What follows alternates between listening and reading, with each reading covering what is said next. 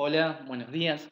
Hoy vamos a estar comenzando con la clase 7. Lo que nos toca estudiar en esta clase básicamente es em, lo que, si tenemos que resumir bajo un título, podemos denominar como despegue agroexportador o el periodo del modelo agroexportador, que, bueno, si vamos a hurgar profundo, este rótulo puede tener un montón de problemas, pero básicamente es el que ha utilizado la literatura para referirse a las últimas décadas del siglo XIX y las primeras décadas del siglo XX, al menos respecto a la economía argentina. Obviamente lo que estamos trabajando hoy va a estar muy vinculado a lo que estuvimos trabajando en las clases anteriores. No obstante, ya vamos a ver cierto quiebre en la temática y cierto quiebre en la realidad económica, porque obviamente hay un cambio trascendental hacia fines del siglo XIX en la Argentina. Pero lo que propongo es que tratemos de tender algunos lazos, algunos puentes, por lo menos para empezar a pensar el problema entre lo que vamos a estar estudiando hoy y lo que estuvimos viendo anteriormente, principalmente el texto de Ansaldi, porque si bien el texto de Ansaldi era un texto muy teórico, con algunas líneas interpretativas de alto nivel, es un texto que cronológicamente llega prácticamente al periodo que vamos a estar estudiando esta semana, así que está bueno poder pensar, poder poner en diálogo estas dos unidades, estas dos clases, para ver cómo se fue dando efectivamente el proceso social, político y económico en la Argentina. Bueno, sin más preámbulos, les presento el material de la clase. Hoy vamos a estar trabajando con tres textos. El primero es el capítulo 1 del ciclo de la ilusión y el desencanto de Gachunov Iliach. Para los que lo conozcan o los que ya lo hayan leído, van a ver que es un texto un poco, no sé si decir denso o aburrido. En realidad es un manual. Es un manual y tiene todos los pros y todas las contras que tienen un manual. La principal ventaja y el criterio para introducir este material es que en pocas páginas da cuenta de una multiplicidad de procesos que, más allá de que en algún momento u otro de nuestra vida académica, ya sea en la escuela o en otras materias de la carrera lo estudiamos, nos vuelve a refrescar la memoria sobre algunos puntos que si uno no va teniendo en cuenta, a lo mejor no, no lo tienen presente a la hora de pensar todo el problema. Ahora, si bien esta es la ventaja que tiene el texto, la contra es que al ser muy de corte manualístico, presenta un género netamente expositivo, con lo cual no, al menos yo no encuentro eh, un núcleo problemático, teórico, argumentativo sólido. Entonces, si cuando leen el texto les queda la idea, bueno, me está hablando de un montón de cosas, ¿qué es lo importante de acá? Quédense tranquilos que a mí me pasó lo mismo, pero es un texto que tenía que estar para recuperar un montón de cuestiones eh, que a veces uno mismo no llega a dar cuenta, uno mismo como docente exponiendo el tema no llega a dar cuenta, pero está bueno que los alumnos tengan presentes. Citar ejemplos, habla de sistemas financieros, habla de inversiones en infraestructura, habla de ciclos económicos, de exportación, de la inmigración, que es un tema que yo prácticamente ni nombro en la clase, así que consideré que estaba bueno mantener este texto dentro del programa. Y después tenemos dos textos un poquito más dirigidos, un poquito más específicos. El primero es de Míguez, La gran expansión agraria, que básicamente da cuenta de todo el crecimiento del sector primario durante las últimas décadas del siglo XIX y las primeras del siglo XX. Y después tenemos otro texto de Rance Loncan que da cuenta del rol del ferrocarril dentro de la economía argentina. Me parece que es interesante este texto, si bien algunas de sus conclusiones pueden llegar a parecer un poco obvias, pero para reponer cuál es el lugar del ferrocarril y de los medios de comunicación, o mejor dicho, de las transformaciones técnicas y de la inversión en infraestructura, para abstraernos un poco simplemente del caso del ferrocarril, para posibilitar este gran crecimiento económico de la Argentina. Gran crecimiento económico, lo van a ver en el texto ese, no solo es de la Argentina, sino un montón de países que se ven impulsados por la llegada del ferrocarril. pero que en la Argentina va a estar vinculado con la movilización de la renta al suelo, y acá me parece interesante que pongamos en diálogo los tres textos y todo este material con lo que venimos estudiando hasta ahora, como esta serie de transformaciones que se introducen a fines del siglo XIX, transformaciones técnicas, transformaciones sociales, transformaciones económicas, van a permitir valorizar e incrementar en gran medida esta riqueza extraordinaria que posee la Argentina, que es la renta al suelo. Bueno, pasamos ahora a apuntar un poquito más concreto algunos elementos que me parecen importantes a la hora de estudiar este material. Bien, justamente con esto cerré la slide anterior, pero está bueno tenerlo en cuenta. Yo machaco mucho en esto la cuestión de los transportes de larga distancia, y no solo los transportes de larga distancia en sí, sino también o principalmente toda la base material, toda la base productiva, la base técnica. Porque tanto las relaciones sociales, la política, la economía, se dan sobre elementos, digamos, de carne y hueso, elementos materiales. Acá me estoy refiriendo al materialismo tal cual lo planteó Marx, pero no hace falta ser marxista para darse cuenta que toda la realidad social va a estar moldeada o condicionada por la realidad material. Entonces, la transformación radical de los medios de producción, de las tecnologías disponibles en la segunda mitad del siglo XIX, especialmente en el contexto de la segunda revolución industrial, y esto lo plantea también Ansaldi en su texto, ¿no? Cuando habla de la doble revolución.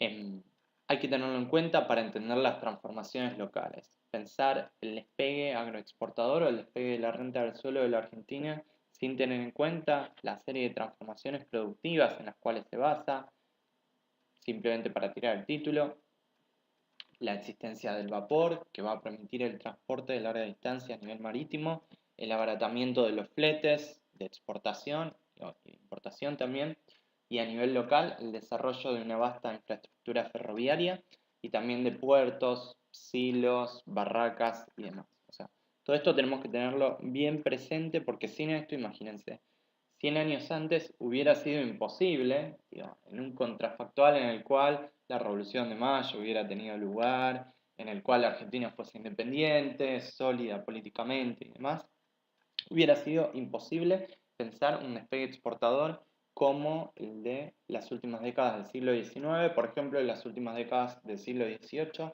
y básicamente porque el mundo, a nivel social, a nivel económico y a nivel técnico, no estaba listo para permitir esta fenomenal valorización de la renta al suelo, como sí lo va a estar a partir de fines del siglo XIX.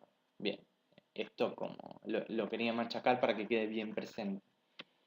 Otra cuestión que es muy importante, y esto sirve sobre todo para poner en diálogo este texto o esta unidad de textos con lo que venimos estudiando hasta ahora y principalmente con el texto de Ansaldi, es ver cómo incide la consolidación política, la articulación de un Estado nacional y sus instituciones para permitir, para favorecer eh, este desarrollo económico.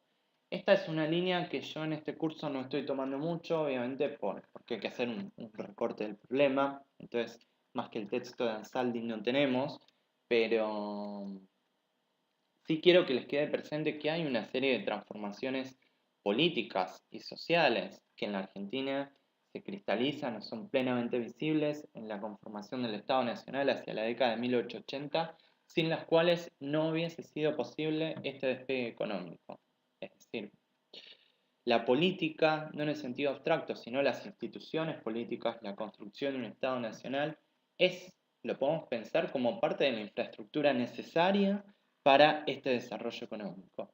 No lo digo en el sentido en el que lo hablan los institucionalistas o en el sentido en el cual está planteado en el debate político en la actualidad, tipo seguridad jurídica, inseguridad jurídica, seguridad institucional.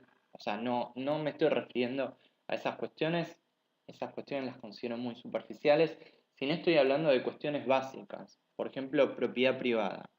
Si bien la propiedad privada existía, hasta que no exista un Estado capaz de asegurar eh, la ejecución de estas leyes, la propiedad privada del suelo, en la práctica no va a existir la propiedad privada del suelo.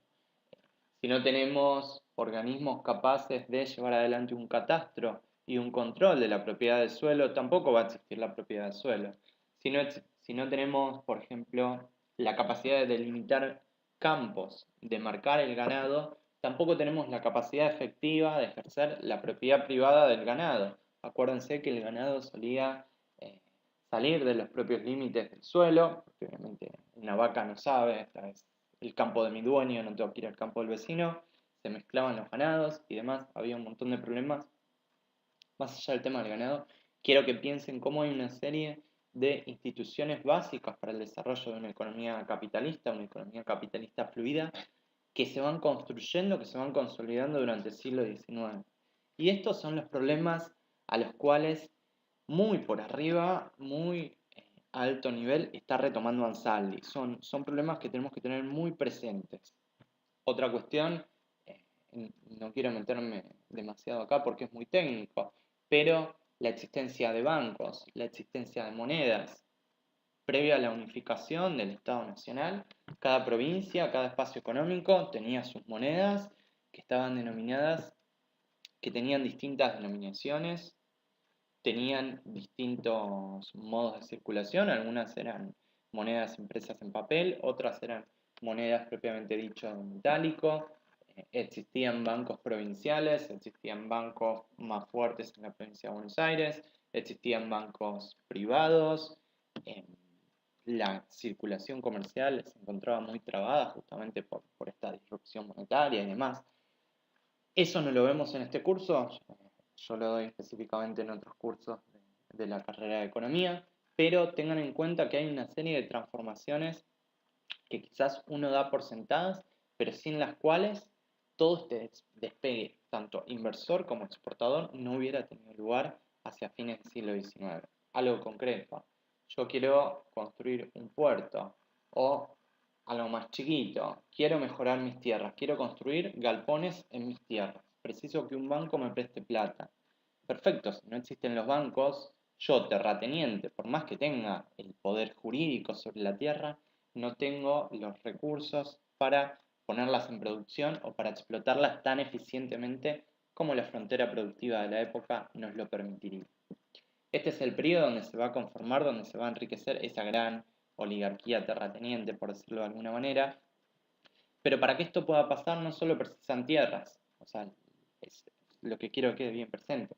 El proceso de despegue económico, de valorización de la renta del suelo, no es simplemente ponerle vacas a las tierras o tirarle semillas a las tierras, sino que implica mucho más que eso, implica todo un aparato político y social que permita poner en marcha esta rueda del crecimiento económico. Si a alguno le interesa un poco más esto, me puede escribir y hay un montón de bibliografía sobre este tema. Eh, hay un texto, hay muchos textos muy buenos de Oscar Oslak, si quieren leerlos. Oslak prácticamente que le pone nombre y apellido a muchas de estas instituciones y explica por qué son relevantes y demás, les pueden servir mucho. También hay material de José Panettiere, muy bueno, que explica las primeras intervenciones del Estado en la esfera económica y que pueden dar cuenta para pensar todo este proceso del cual yo simplemente les digo, tengan en cuenta que existió. No es que en 1880 empezaron a llegar inmigrantes o que en 1900 se empezó a exportar trigo, porque sí, hay todo un proceso de consolidación política detrás, que repito, más allá del texto de Ansaldi no lo vemos en este curso, pero tenemos que tenerlo en cuenta. Bien, seguimos tomando las ideas prestadas a Ansaldi. Ansaldi hablaba de clases sociales fragmentadas, opuestas, modos de producción enfrentados al interior de este espacio geográfico, social que va a ser la Argentina. Nosotros lo que estamos viendo en la clase B es cómo se cierra esta crisis orgánica, o mejor dicho, luego del cierre de esta crisis orgánica, cómo se da el despegue económico. Y acá algo que hay que tener en cuenta es que el proceso de consolidación político y económico llevado adelante por la burguesía terrateniente, por la oligarquía terrateniente, litoral principalmente de Buenos Aires, para poder cooptar e incorporar al proceso político a los sectores dominantes del interior, tiene que entregar concesiones de diversos tipos. Y acá estamos hablando, por un lado, concesiones políticas, piensen por ejemplo la representación de las provincias del interior en el Senado, donde cada una de las provincias tenía la misma representación al margen de su importancia económica o de su importancia demográfica. Todas las provincias tenían 2 votos, algo parecido, no exactamente lo mismo, pero un desequilibrio de fuerzas a favor de las provincias del interior vamos a tener en el colegio electoral también, con lo cual hay una serie de concesiones políticas muy marcadas que Buenos Aires tiene que hacer, que Buenos Aires tiene que atomizar, tiene que distribuir el poder político para poder incorporar a las burguesías del interior a la construcción del Estado Nacional. Obviamente es consenso y coerción, obviamente sobre la pata de coerción es quizás lo que uno más estudia. No tendría mucho sentido en que entren todas las campañas militares, y pienso principalmente quizás en Mitre y las represiones a las revueltas en la década de 60, las revueltas a las montoneras y demás, la guerra del Paraguay, todo eso está bastante descripto, en general en la carrera uno lo estudia bastante, pero lo que quiero que quede en claro, y esto lo apuntan Sally, es que Buenos Aires no solo aplica coerción, violencia, no es que conquista directamente el interior, sino que también lleva adelante un proceso de cooptación de ciertos sectores dominantes de las provincias del interior. Y por un lado tenemos la pata política, que es esto que acabo de nombrar, pero también hay una pata económica. La pata económica, en cierta medida, es lo que estamos viendo principalmente en el texto de Gachunov y Liach. Si bien no aparece expresado en este sentido, en el sentido de concesiones económicas, sí lo podemos rastrear. Algunas a tener en cuenta. Buenos Aires se compromete a comprar el vino, o mejor dicho, le ofrece la protección del mercado de productos vitivinícolas del litoral a los sectores dominantes de Cuyo, principalmente de Mendoza. ¿Por qué? Obviamente porque precisa el apoyo político de los sectores dominantes del interior, pero el vino mendocino, hacia mediados, fines del siglo XIX, no era un vino de calidad, no era un vino económico, básicamente, dicho en otros términos, era un producto que no podía competir con los productos importados, más si se tiene en cuenta el costo de flete, que el producto importado llegaba vía marítima a Buenos Aires, el producto mendocino llegaba vía terrestre, con lo cual el producto mendocino va a estar en una condición natural de desventaja. Frente a esta desventaja, la oligarquía porteña le asegura la compra de los productos mendocinos, la colocación de sus productos en el mercado porteño. ¿Cómo lo va a hacer esto? Bueno, limitando la importación de estos productos y por otro lado, desarrollando muy tempranamente líneas ferroviarias que conectan la ciudad de Buenos Aires con la provincia de Mendoza. Obviamente esto no solo va a agilizar la industria vitivinícola, sino que va a agilizar toda la actividad económica. Lo mismo va a pasar con Tucumán. El caso de Tucumán, véanlo en el libro de Gachunov y Liach, la plantación de caña de azúcar, el azúcar tucumana siempre fue mucho más cara que el azúcar importada, y sin embargo es una concesión que se le otorga a la burguesía tucumana, la de protegerle el mercado porteño para favorecer la colocación de los productos locales en el mercado del litoral, que era el mercado más expansivo de la época.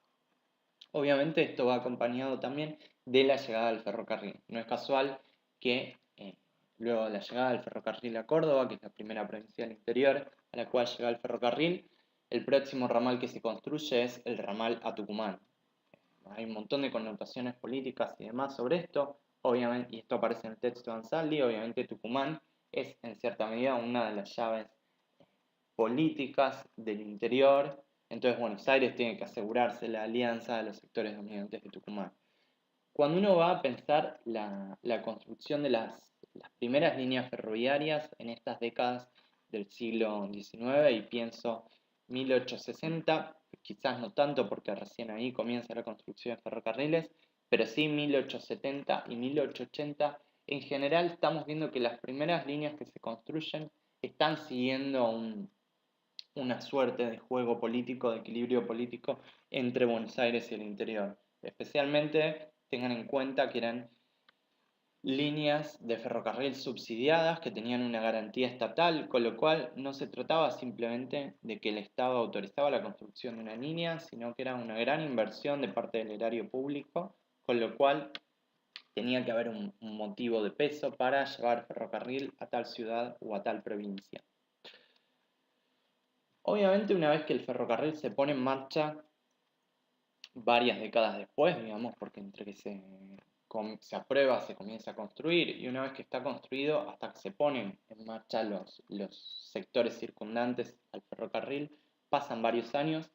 Una vez que el ferrocarril logra dinamizar la economía del interior argentino, básicamente estamos hablando la economía del sector pampeano, va a comenzar un proceso muy importante de despegue agropecuario basado en la producción cerealera.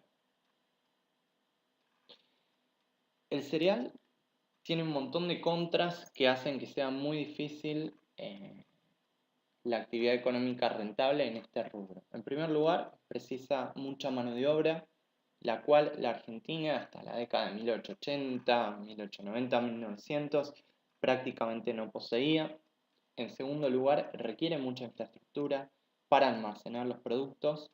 Y en tercer lugar, y probablemente sea tan importante como la mano de obra, tiene un costo de flete de transporte muy elevado. Con lo cual, hasta fines del siglo XIX, la Argentina no va a poder no va a poder superar estos obstáculos, porque mano de obra llega prácticamente en las últimas décadas del siglo, infraestructura se construye en las últimas décadas y el ferrocarril llega a un montón de regiones también en las últimas décadas del siglo XIX. Y aún así tengan en cuenta que entre que llega el ferrocarril y algún inversor, algún capitalista, pone en marcha estas tierras productivas, pasan bastantes años. Entonces, hay algo que se comienza a dar muy marcadamente de 1890 en adelante, tibiamente de 1880, de forma muy contundente de 1890 y sin lugar a dudas de 1900, es el despegue de la producción cerealera en la Argentina. Y va a ser la producción cerealera combinada a otro tipo de producciones, que ahora vamos a hablar un poquito, la que verdaderamente va a llevar a la Argentina a este estadio de prosperidad económica. Si a alguno le interesa, de vuelta, tengo todas las series de producción y exportación, las puedo compartir. Van a ver cómo después de 1900 el volumen exportado realmente pega un salto que no es cuantitativo, sino que es cualitativo. Tienes un salto exponencial luego de 1900, cuando todas estas inversiones comienzan a madurar. Bien, dicho esto, algo que tenemos que tener en cuenta y que probablemente ya lo sepan, y que si no lo saben ya lo pueden intuir en función de lo que fui comentando, los ciclos económicos, cuando digo ciclos económicos, los ciclos de exportación o de predominio de ciertos productos agropecuarios han ido variando a lo largo del siglo XIX. Es decir, uno quizás puede estar tentado a suponer que la Argentina natural e históricamente, desde el inicio de los tiempos, fue una nación cerealera. Bueno, esto no es así. Básicamente, en las primeras décadas del siglo XIX, los principales productos de exportación eran subproductos ganaderos, principalmente los cueros, en menor medida el cebo también, las astas del ganado también se exportaban. Bueno, un montón de subproductos ganaderos. En algún momento se va a sumar a esta gama de productos de exportación el saladero. El saladero es algo interesante porque es el único producto de exportación de los principales que tiene un proceso de retroceso muy marcado hacia fines del siglo XIX, que básicamente se vincula con el fin de la esclavitud prácticamente en todo el mundo. Entonces, este subproducto ganadero desaparece muy rápido. Entonces, tenemos las primeras décadas, hasta mediados del siglo XIX, se da un predominio de exportación de subproductos ganaderos. A mediados del siglo XIX ya podemos encontrar de forma muy marcada un crecimiento de los productos lanares. La Argentina se convierte en uno de los principales exportadores mundiales de lana. En 1840, 1850 comienza a darse un crecimiento del rubro lanar, pero verdaderamente la Argentina es una potencia lanar, digamos, entre 1860 y 1890. Paralelamente van a comenzar a aparecer otros rubros de exportación. Ya a partir de 1880 comienza muy tibiamente la exportación cerealera, que como les dije antes, va a comenzar con fuerza a inicios del siglo XX. Y lo mismo va a pasar con la exportación de carnes. Tengan en cuenta que el desarrollo de frigorífico es un desarrollo prácticamente, tiene los primeros ensayos en la década de 1870, tiene ensayos más definitivos, más exitosos en la década de 1880 y no es hasta la década de 1890 que la tecnología del frigorífico está bastante dominada, con lo cual hay una cantidad de inversiones significativas en frigoríficos que hasta 1890 no se están dando y la Argentina se convierte en un verdadero exportador de carnes, de alimentos, en la década de 1900. Para 1900, todas las inversiones vinculadas con estos productos, principalmente cerealeros y la carne, digo, piensen en la infraestructura, las necesidades productivas y todo lo que está detrás, esto rastreen un poco en los textos, llevan un tiempo de realizarse, llevan un tiempo de puesta en marcha y no va a ser hasta 1900 que se va a dar la maduración de estos procesos.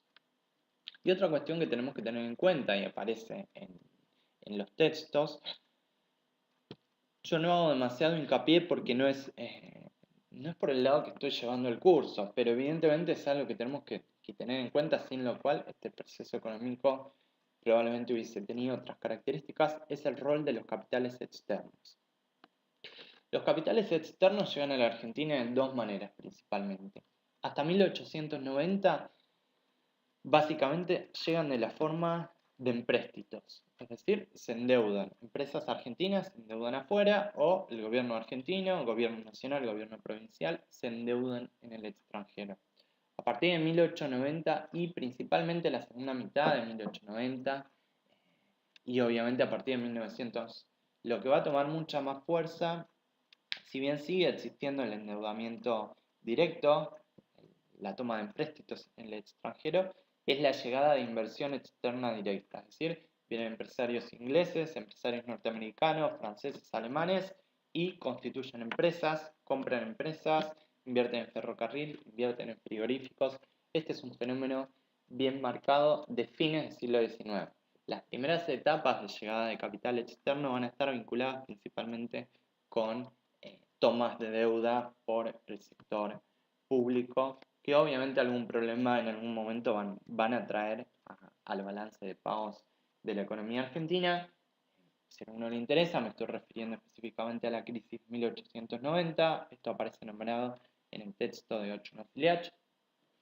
En eso no me detengo en este curso porque es algo muy técnico, financiero, monetario, y la verdad es que en el largo plazo no altera el proceso de desarrollo de capitalización de la economía argentina, pero es algo que probablemente lo vean en los textos.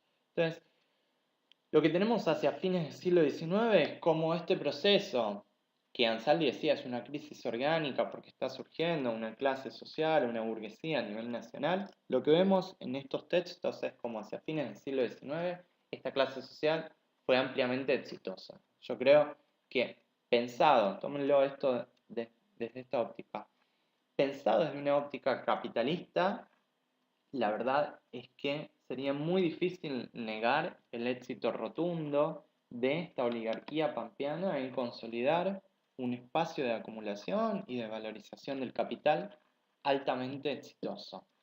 La clase que viene vamos a ver, obviamente, o vamos a señalar algunos problemas, mejor dicho, vamos a mencionar, porque obviamente no podemos dejar de reconocerlo, la desigualdad y los problemas sociales, los conflictos sociales que este desarrollo va a traer. Pero repito, si uno vuelve al texto de Ansaldi y dice, bueno, ¿qué había en 1810?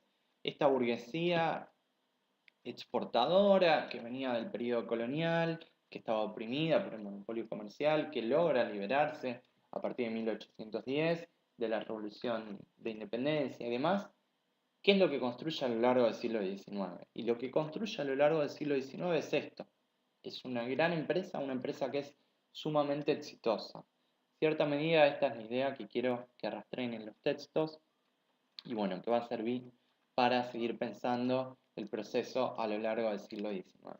Bueno, en cualquier cosa, como siempre, si tienen alguna duda, no dejen de participar en los foros, que bueno, son temas bastante interesantes para ir discutiendo. Saludos.